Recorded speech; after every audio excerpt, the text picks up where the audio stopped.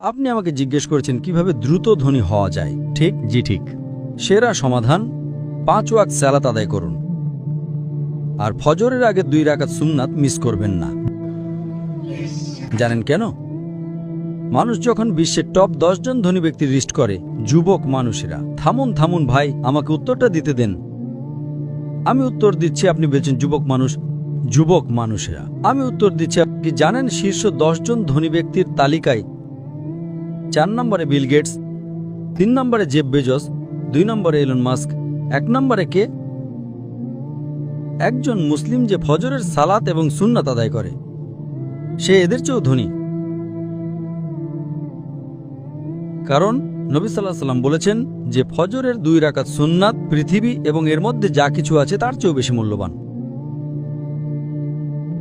মানুষ এসে বলে, আমি 4 ওয়াক্ত পড়ি, ফজর সালাত মিস করি।